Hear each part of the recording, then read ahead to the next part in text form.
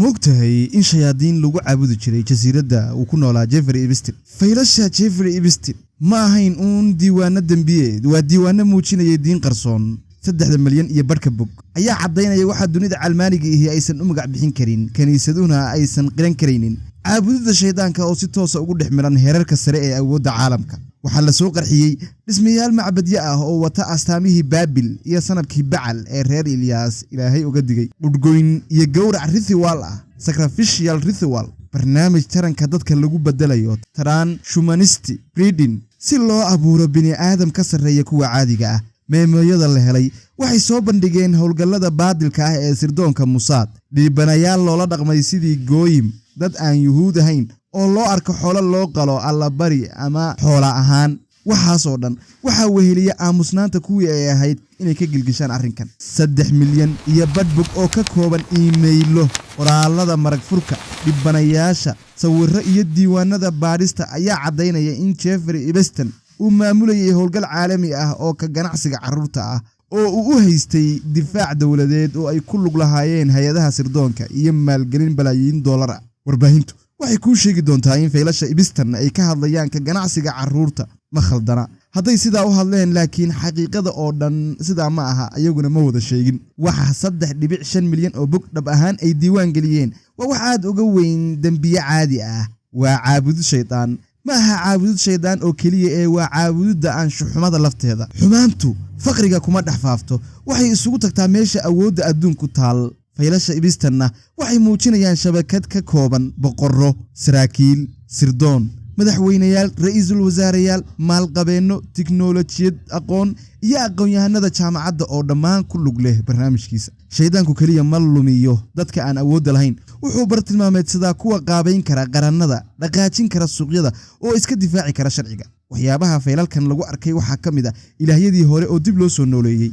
macbadka xariijimaha buluuga ah ay ku yaalaan ee jasiiradda Little St. James dhex qotoma ma ahan mid qurux uun loo disayn gareeyey. qaadhismeedkiisu wuxuu u ekaa minaaradaha Baabil ama Sigortis ee loo dhisay shayaadiinta sida Madruug iyo Ishtar waa waxa ay ku sheegaan ilaaha galmada iyo fuxshiga. shaydaanka Molech waxa uu dalban jiray in carruurta la gowraco loo bixiyo alla bari ahaan.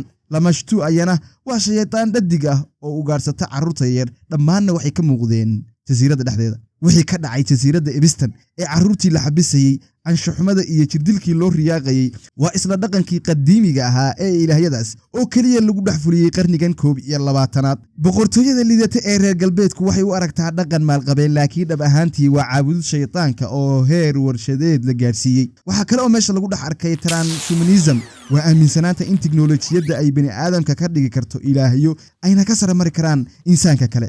haddii hal mar la uuraysiiyey oo loo galmooday 20 dumar ah si loo faafiyo hidawadaha DNA, Epstein wuxuu isu arkayay inuu ka sarreeyo dadka kale. ujeedkiisuna waxa uu ahaa in la abuuro jinsiyad ka sarreysa dadka, superior race. aan si kooban oo bobsiis ah idiin dhexgeeyo waxyaabihii faylashaasi ay dah qaadeen iyo xogihii ku jiray.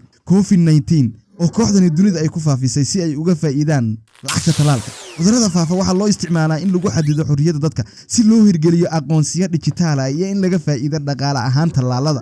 waxaana muuqata in Epstein cidda uu u adeegayay iyo hay'adda Mossad ay door toosa ku lahaayeen qaab dhismeedka sayniska ee COVID-19 iyo ku faafintiisii dunida. gobol ka mid ah marada kabcada ayaa laga dhexelay guriga Jeffrey Epstein. maradan waxaa hadiyad ahaan u siiyey haweeney u dhalatay dalka Sacuudiga oo lagu magacaabi jiray Aziza. dukumiintiyadu waxay muujinayaan in Epstein uu xiriir toos ah ama mid dadban la lahaa qaar ka mid ah dadka ugu awoodda badan adduunka iyo boqortooyada reer galbeedka. raggaasna waxaa ka mid ah Donald Trump, Bill Clinton, Prince Andrew, Bill Gates, Elon Musk, Steve Bannon iyo shakhsiyaad kale oo miisaan ku leh dhinacyada siyaasadda, tiknoolajiyadda, warbaahinta iyo maaliyadda. Somaliland aan ku soo xiro waxay madaxdeedu xiriir la lahaayeen Epstein, gaar ahaan xiriirkaasi wuxuu salka ku hayay mashaariic carruureed oo laga hirgelinayay deegaanada Somaliland sanadkii 2012. xogtan ayaa ka soo baxday email qoraal ah oo lagu sheegay in la fulinayo barnaamij loogu talagalay carruurta kaas oo magaciisa lagu sheegay Somali Wood Studio.